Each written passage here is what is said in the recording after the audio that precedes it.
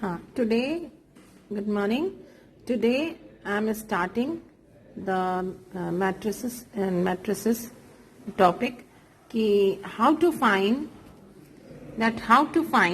the two non-singular matrices P and Q such that P A Q is its in normal form. Means कि आपको कोई matrix A दी होगी और आपको P A Q find करनी है सच दैट इस तरह से कि पी ए क्यू अपने नॉर्मल फॉर्म में हो. नॉर्मल फॉर्म में मतलब क्या हो जाता है कि नॉर्मल फॉर्म में मीन्स आइडेंटिटी वन एलिमेंट हो या तो जीरो हो उसमें.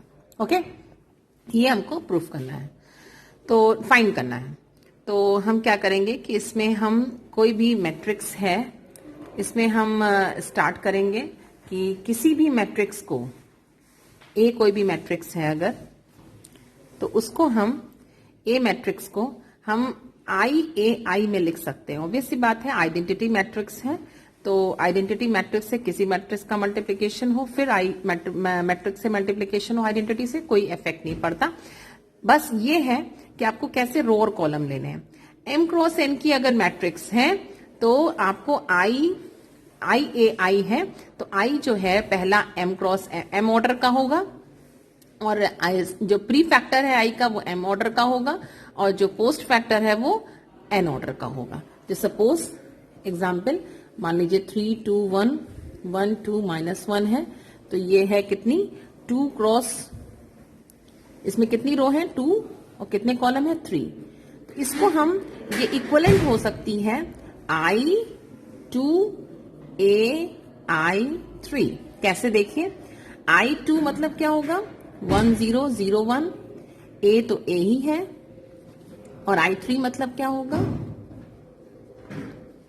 ओके. तो इसको आप देख लीजिए ए जो है वो कितने ऑर्डर की मैट्रिक्स है A is 2 cross 3 and this is 2 cross 2 and this is 3 cross 3. तो देखिए 2 इसका दोनों का मल्टीप्लिकेशन पॉसिबल है यस है. क्यों इसका कॉलम इसकी रो के बराबर है तभी मल्टीप्लिकेशन पॉसिबल होता है.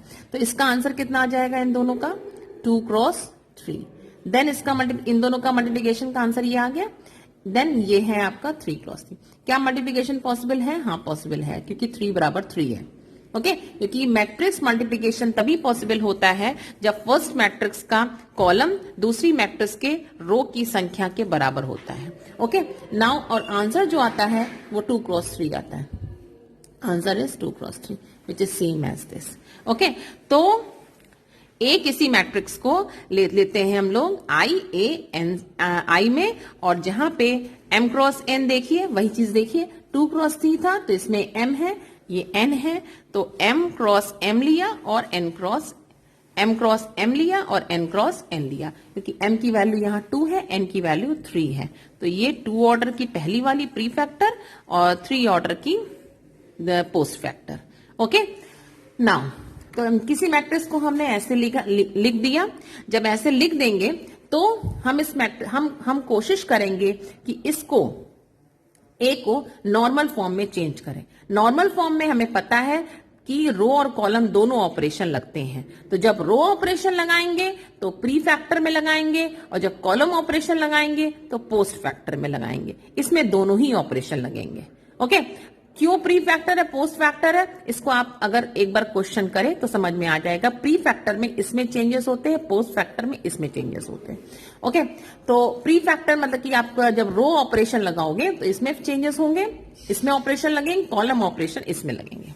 ओके नाउ यही चीज लिखी हुई है इसमें a reduce the matrices on LHS to normal form by applying row and column operation.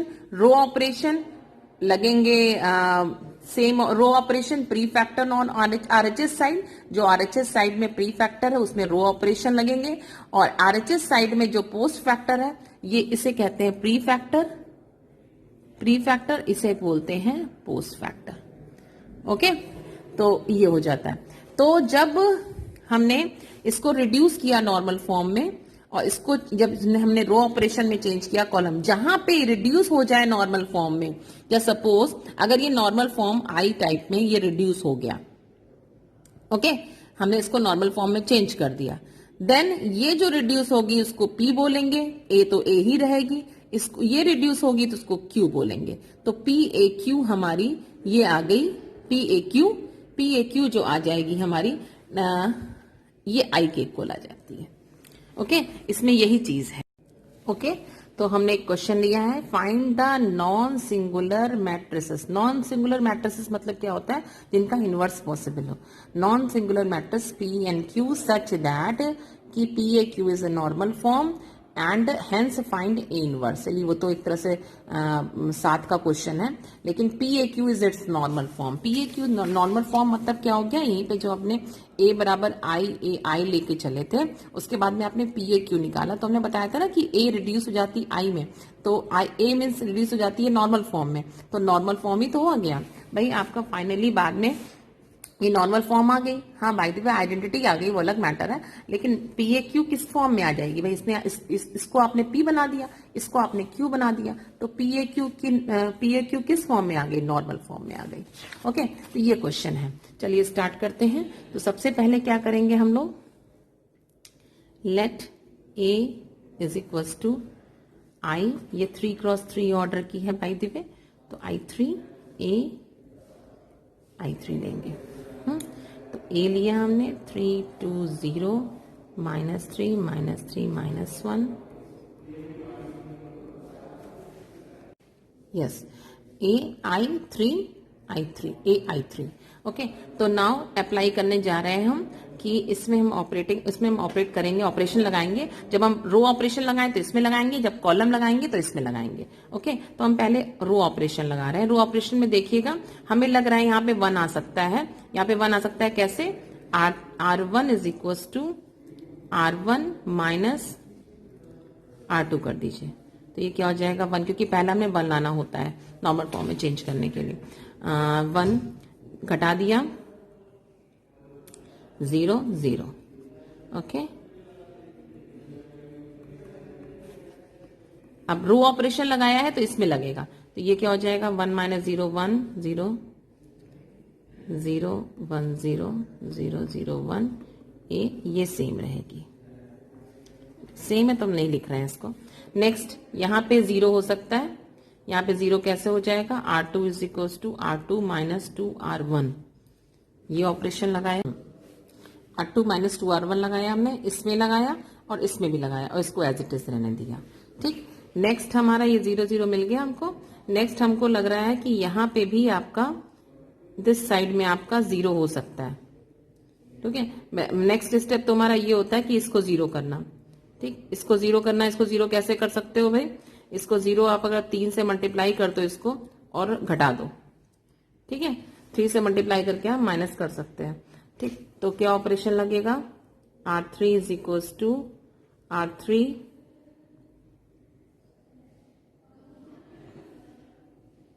Okay, इसको 3 से डिवाइड भी कर सकते हो, 3 से डिवाइड करके ये -1 हो जाएगा।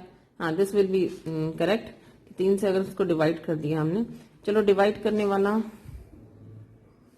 क्योंकि आप रो कॉलम दोनों ऑपरेशन लगा सकते हो, इसलिए ये वाला मत लीजिए स्टेप कि आप इसको 3 से डिवाइड कर दो फिर यहाँ पे 0 इजीली मिल जाएगा। लेकिन चलो हम ये वाला स्टेप छोड़ दे रहे हैं, ये हम रो ऑपरेशन वाला नहीं लगा रहे हैं कि यहाँ पे 0 पहले पाए, क्योंकि हमें नॉर्मल फॉर्म में चेंज करना है। रो और कॉलम दोनों यूज कर सकते हैं, हमें जितने मैक्सिमम 0 बना सकते हैं वो बनाए। यहाँ पे हमें लग रहा है कि ये 0 बन सकता है, कैसे, अगर R3 is equal to R3 minus, यहाँ पे क्या कर दें, यहाँ पे आपका यहाँ पे 0 बन सकता है, तो R2 is equal to R2 minus 4R3 कर दें। तो देखिए 1 0 0, R2 को चेंज कर रहे हैं क्योंकि मैक्सिमम 0 एक्लेन फॉर्म में नहीं चेंज करना है मेरे को मैक्सिमम 0 लाने हैं। यहाँ पे 0 दिख रहा है, मैं आता होगा 4 से मल्टीप्लाई करके, तो हमने क्या किया 4 से मल्टीप्लाई किया है, इसमें भी कर दीजिए, ओके, फिर घटा दिया है 1 0 0 -1 1, ओके। यहाँ पे क्या आ जाएगा, यहाँ पे आ जाएगा माइनस का 2 3 -4 0 0 1, इसमें कोई चेंज नहीं होगा, ओके। नाउ देखिए मैक्सिमम 0 आ गए, ये स्टेप आपको समझ में आ गया होगा। हमने एक्लेन फॉर्म में चेंज नहीं करना है, इसलिए हमने कोशिश करी कि यहाँ पे 0 लाने की, यहां पे 0 लाने की, जो कि हम ले आए। ओके, नेक्स्ट स्टेप क्या करना है, अब हम कॉलम ऑपरेशन लगा सकते हैं। कॉलम ऑपरेशन से हमको दिख रहा है कि दिस विल बी 0, ये 0 हो सकता है। कैसे? अगर हम इस कॉलम को इससे घटा दें, मतलब कि C2 is equal to C2 जोड़ दें, सॉरी C2 प्लस C3 कर दें, तो ये क्या हो जाएगा 1 0 0, इसको इससे जोड़ रहे हैं 0 1 0। ओके, अब क्योंकि कॉलम ऑपरेशन लगाया है इसलिए इस मैट्रिक्स में कोई चेंज नहीं होगा, सेम एज इट इज उतर जाएगी, क्योंकि कॉलम पोस्ट मैट्रिक्स में लगाते हैं ये। नाउ इसमें हमने लगाया कॉलम में, इसमें ऑपरेशन क्या लगा रहे हैं हम, C1 में कोई चेंज नहीं कर रहे हैं, C2 को C3 से जोड़ रहे हैं, C2 को C3 से जोड़ दिया। Okay, now this you can see this is what, normal form में चेंज हो गई I3, एक तरह से ये आइडेंटिटी मैट्रिक्स बन गई ना। तो this will be P and this is A and this will be Q। तो P और Q ऐसी मैट्रिक्स मिल गई हमको जिसमें ये हमको I दे रही है, I means by the way I identity दे रही है, नॉर्मल फॉर्म है। ओके, तो PAQ is equal to I ले लिया। नाउ एक एप्लीकेशन है कि एक क्वेश्चन और दिया था, ये P और Q तो हमारा मिल गया, क्वेश्चन हमारा सॉल्व हो गया। एक कुछल्ला क्वेश्चन कह सकते हैं, A इनवर्स भी निकालना था। तो A इनवर्स कैसे निकालेंगे, देखिएगा, हमको पता है अगर I is equal to PAQ निकलता है, ठीक है, अगर I is equal to PAQ निकलता है, तो अगर हम जब आपका I is equal to PAQ आ गया तो कैसे हम A इनवर्स डिड्यूस कर सकते हैं, देखिएगा, ये मैंने लिख दिया, लेकिन इसको आप समझ लीजिएगा। जैसे कि जब आपका I is equal to PAQ आ गया, ठीक, तो ऐसा करिए, pre multiply by P inverse कर दीजिए, pre multiply by P inverse. Pre और पोस्ट का मैट्रिक्स में बहुत ध्यान दीजिएगा, प्री और पोस्ट से मैट्रिक्स में फर्क पड़ता है, it effects. Okay, so P inverse का जब मल्टीप्लाई किया तो ये I हो जाएगा, I इंटू AQ लिख सकते हैं, तो AQ भी लिख सकते हैं, ये P इनवर्स हो गया। Next P inverse is equal to OQ हो गया। अब अगर हम इसका P से इसका अगेन हम ये P inverse is equal to AQ आ गया। अब अगर हम इसमें P से पोस्ट मल्टीप्लाई कर दें, ओके, तो ये क्या हो जाएगा I। एक तरह से ये देखिएगा, PAQ is equal to I था, तो AQP is equal to I भी दिखा दिया हमने। उसके बाद में A इनवर्स से इसमें अगेन प्री मल्टीप्लाई करिए A इनवर्स से, क्योंकि हमें फोकस करना है A इनवर्स पे, तो ये I हो जाएगा, then I into QP is again QP and this is A inverse. तो A inverse is nothing, it is A inverse is QP। तो मतलब कि अगर A इनवर्स निकालना है तो Q से P का मल्टीप्लाई कर दीजिए। तो कुछ नहीं करना है आपको, इस क्वेश्चन में था, ये क्वेश्चन आपका था, आपको A इनवर्स चाहिए। If you want A inverse then you will have to multiply Q and P, Q और P का मल्टीप्लाई कर दीजिए, you will get A inverse. तो Q एंड ओके, अभी आपने क्या रिड्यूस किया कि अगर PAQ is equal to I है तो कैसे A inverse is equal to QP होता है। तो A इनवर्स निकालना था आपको, तो आपने लास्ट में Q की वैल्यू कितनी निकाली, this is Q, so this is Q and put it here, and P की वैल्यू क्या है, this is P and so put it P here, so multiply Q and P, तो you will get A inverse. Multiply करना आपको आता ही है, matrix का multiplication कैसे करते हैं चलिए एक बार बता देते हैं हम। इस रो को पकड़िए, कॉलम से मल्टीप्लाई करिए, 1 into 1 minus 2 into 0 and 0 into 0। Okay, next इसी रो को पकड़े रहिए, फिर कॉलम में जाइए, 1 इंटू माइनस 1 0 0, इसका इससे होता है, इसका इससे और इसका इससे। नेक्स्ट इसी रो को पकड़िए, रो मेंटेन कर रहे हैं, रो बना रहे हैं ना आप, तो रो के पहली एलिमेंट पहली रो को पकड़े रहिएगा। ओके, नाउ इस रो को पकड़ा आपने, कॉलम देखा, तो 1 इंटू 0 0 0 0। ओके, तो फर्स्ट रो बन गई आपकी। नेक्स्ट रो पकड़ी आपने, फर्स्ट कॉलम से अटैच कराई, 0 into 1 0, minus 2 into 1 minus 2 and 0। Next row, वही रो पकड़ी आपने, कॉलम को, नेक्स्ट कॉलम को उठाया, 0 3 0, वही कॉलम, वही रो पकड़ी है, थर्ड कॉलम उठाया, 0 -4 एंड देन 1 इंटू, ये दिस इज 1, ये 1 लिखा हुआ है, 1 इंटू 0 1। फिर नेक्स्ट रो पकड़ी आपने, लास्ट रो, फर्स्ट कॉलम को पकड़ा, 0 -2 0। Next column 0 +3 and 0। Last column, last row, 0 -4 and +1, और इसको सॉल्व कर दिया, यू विल गेट, ओके, तो you will get the result A inverse.